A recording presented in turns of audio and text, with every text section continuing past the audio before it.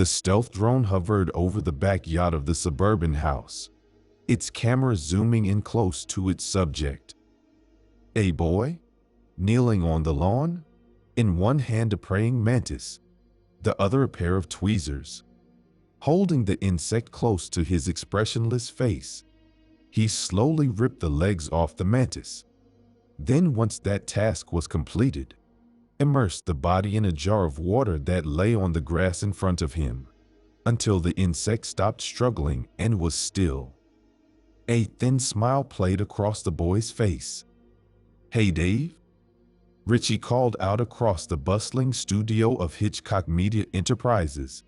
"Come take a look at this. Think we have a future winner here." Dave looked up from his editing station and walked over to the Richie's terminal, where the balding heavy-set man was reviewing the drone footage. "Check this." Richie clicked the play button. "I reckon we got ourselves a classic Type C." Dave watched the replay and nodded. "Yep, definitely Type C. He will be moving on to small animals next, I bet." Dave grabbed a chair and sat down. "What backstory have you got on him so far?" Richie pulled up a file onto the terminal screen. "Let's see. We got a 14-year-old kid. Only child, with single-parent mother. Never knew his father." He scrolled down. "Mother is a Christian fundamentalist. Breastfed the kid until he was 2 years old." Narrowed his eyes. "Oh, and get this? She would hop into the bath with him every night and sponge him clean up until he was 10, when he started getting erections." Dave barked a short laugh. "Jesus, where do these people come from?" He leant back in the chair. "In the future, people would look back on this time as the era of surveillance, where nothing could be hidden unless you were the rich elite. Still, it made their job a hell of a lot easier, which was to make a shitload of money off human misery." Dave liked to think they were performing a necessary evil, like a safety valve on the pressure cooker that was modern society. That made what he did a little easier, and although he still might not sleep well at night, he did sleep in a large mansion in a secure community next to a cosmetically perfect wife. Richie was talking again. Dave focused his attention on the screen. "I've run the algorithms, and the AI is coming up with a 93% chance of activation by the age of 25. Those are good odds," said Dave, rubbing his chin. "Put a flag on his file, and we'll check back in a few years." Dave stood up and clapped the other man on the shoulder. "The fans are gonna love this one." "Richie, good job as always." Richie grinned. "Thanks, Chief." Dave returned to his desk, where he was currently editing the latest true crime documentary, to be released later that month. This one was a typical Type B case. A nurse who had been stealthily killing cancer patients by injecting air into their 4 drips. A pretty mundane angel of death scenario. But Shimmy had gotten onto her pretty quick, so the broadcasting and publishing rights hadn't cost an arm and a leg. Dave didn't think ratings would be that great, but they had managed to get some decent footage from the hospital and the journal the nurse had written, so it would be worth indicating to make a bit more profit. HME's documentaries were some of the highest rating reality shows on Downstream. And let's face it, that's all that existed on mass social media these days. But things had been a little lean of late, and they needed a big high-profile case. Dave considered Richie's latest find. Type C cases were always male, of low to average intelligence, with suppressed trauma from childhood caused by a family member, and would exhibit acts of violence around the onset of adolescence. The victims were usually female and involved sexual violence or torture before death. "We need another Ted Bundy or Richard Ramirez," Dave thought. They don't make him like they used to." Dave chuckled. Imagine if we could have got those guys to sign. We would be drowning in royalties. Still shaking his head in amusement, he wandered over to the publicity department. A tall, angular-looking woman, poring over some glossy printouts at her desk, looked up at his approach. "Hey Dave, how can I help you?" "Hey Jenny, just wondering if Anthony is around." Jenny pursed her lips. "He was on sick leave, I think." She checked the screen in front of her. He was supposed to be back a few days ago, but I haven't seen him. Maybe he needed some more time off." "Oh, okay. I guess it's hard to find good help these days." Jenny laughed politely. Dave leaned against the desk. "Look, maybe you can help me. I'm trying to come up with a catchphrase for the latest doco, but I'm stumped." Jenny furrowed her brow in concentration. "That is the nurse one, right?" Dave nodded. And she was an elderly type as well." Her eyes lit up, and she clicked her fingers. "How about the matron of mercy?" Dave contemplated the idea. "You know, that's great." He gave Jenny a thumbs up. "It'll play well. Considering all the victims were terminal patients anyway, make for some nice wholesome family viewing." Jenny gave an absent-minded smile as she returned to her work. Dave was just finishing off the credits for the nurse documentary when one of the interns came rushing over, flustered and red-faced.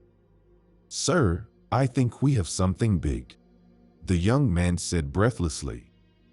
"Maybe even a possible type A." Dave pointed. "Juan, isn't it?" He prided himself on knowing all the names of his staff, even down to the gophers. "Look, come down, take a seat and tell me what you've got." The intern sat down and held out a tablet. "We just received some info from one of our talent scouts out in San Fran. Female, body count of 2, high likelihood of type A." Dave glanced at the picture.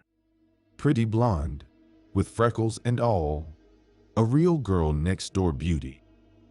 He felt a thrill of exhilaration run through him. A type A was the rarest of the rare. A serial murderer who was charismatic, highly intelligent, and usually politically or ideologically motivated. They were also the most difficult ones to get to sign on the dotted line. "Okay, I'm gonna need more details here." Juan read from the screen in his hand. "Gordon Calloway, the third, CEO of the hedge fund Modrel Ltd, was found strangled to death in his penthouse suite at the Regency in LA 6 days ago. Our surveillance picked up this woman leaving the room soon after the time of death. Then she just seemed to disappear." The young man licked his lips.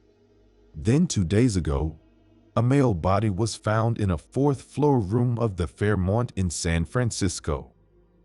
His skin had been totally removed by a surgical device, most likely a scalpel. As a result, the deceased is yet to be identified." He paused and looked at Dave. "The same woman was again detected by our surveillance leaving the scene." Dave raised his eyebrows. 2 different methods of killing. Now that was unusual even for a type of this was getting better and better. "Now, you are going to love this?" The intern smiled. "We have ID on the suspect. Her name is Samantha Bronte, 21 years old and currently studying a master's degree in criminology and comp science at NYU. Dave opened his mouth to speak, but Juan held up his hand. And this is the clincher. Her parents were the last victims of one Simon Peters. Dave felt his jaw drop. Simon Peters, aka the Cuckold Strangler. His doco from 4 years ago was one of the highest rating of all time. Jesus Christ, this is insane. Hey Richie, he yelled out. Get over here pronto. What is it? Richie asked, eyes gleaming. He could tell when something good was going on. Simon Peters, give us a recap. Yeah, okay. So his Mo was prowling the motor inns of West Florida, where he would stalk and choose his victims, always middle-class couples. Richie scratched his cheek thoughtfully. He would break into their room early in the morning, tie the couple up at gunpoint, rape and strangle the woman in front of her partner, then slit the guy's throat with a hunting knife. He did us a big favor as well by recording the last 2 murders with his phone.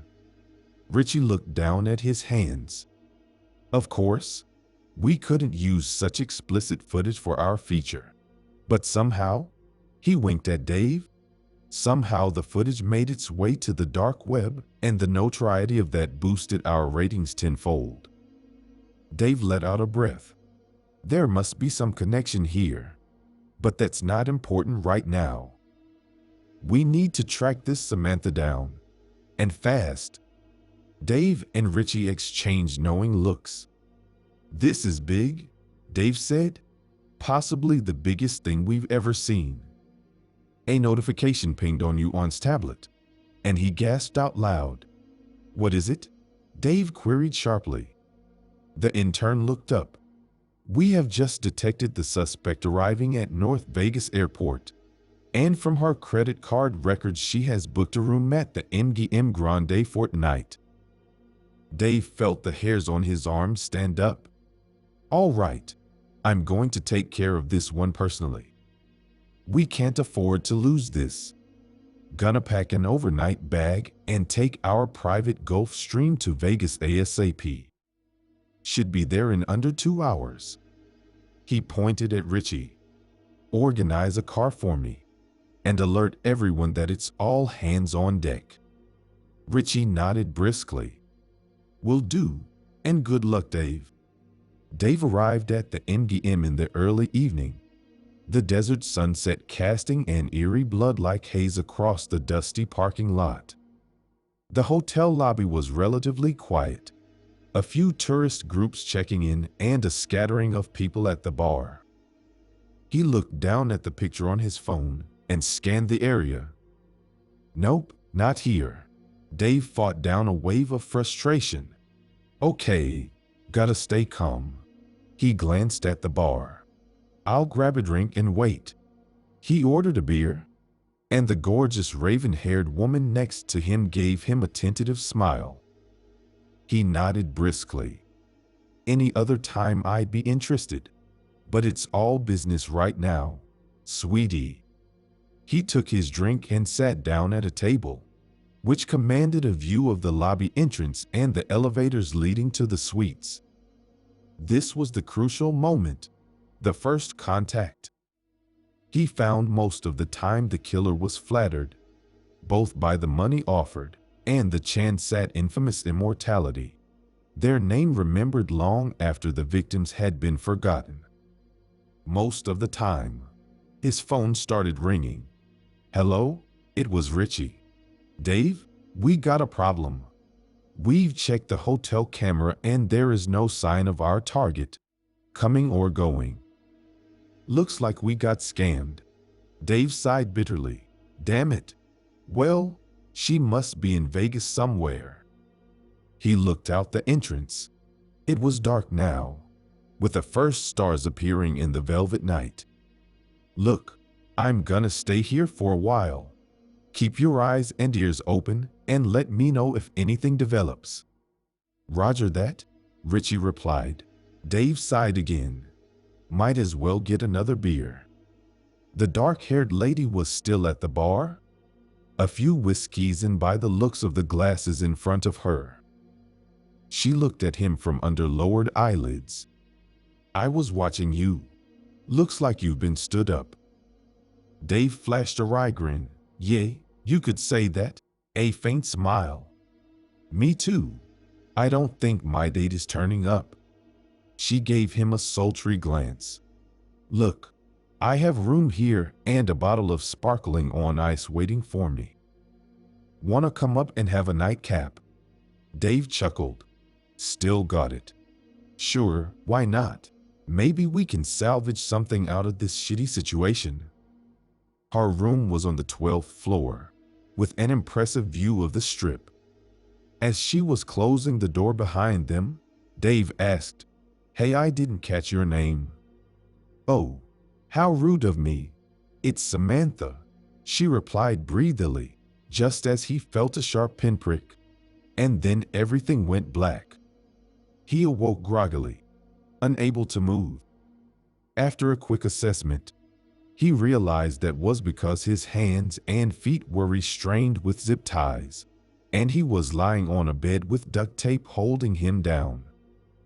"Awake now, my little Dave?" The woman was standing beside the bed, gently caressing his arm. He shivered with a frisson of fear. "You're Samantha Bronte?" he demanded with wide eyes. "And how do you know my name?" Samantha smiled sardonically. "Oh, I know everything about you." She sat down on the edge of the bed. "You fell into my trap like such a good little boy." "But how?" Dave stammered. "You'd be surprised at what you can do with a degree in computer science." She continued stroking him with her fingernails. "Especially when you have 8 shimmies login details from a loyal employee." She took something from the bedside table and plopped it onto his chest with a sickening squelch. "I don't think your buddy Anthony is going to be coming back to work anytime soon." He gazed at the reddish-colored object with growing horror. Holy shit. It was his skin. It was Anthony's skin. Samantha dug her nails into his arm viciously. Dave cried out in pain. "Do you know what it's like to lose your parents in the most hideous way? And then to have their violation watched again and again by your millions of depraved fans?" Dave gasped. "Look, honey, we don't make these killers. We just make them famous. If not us, then someone else would." "I am not so sure." Samantha's voice dripped pure venom. "But you're going to find out, all of you, what a really dedicated serial killer can do." She took something from under the bed. "You and your puerile nicknames. It's only poetic justice to return the favor. Do you recall one of your first documentaries?" Samantha stood up. "I believe it was called The Boston Bludgeoner." The rusty sledgehammer was the last thing Dave saw.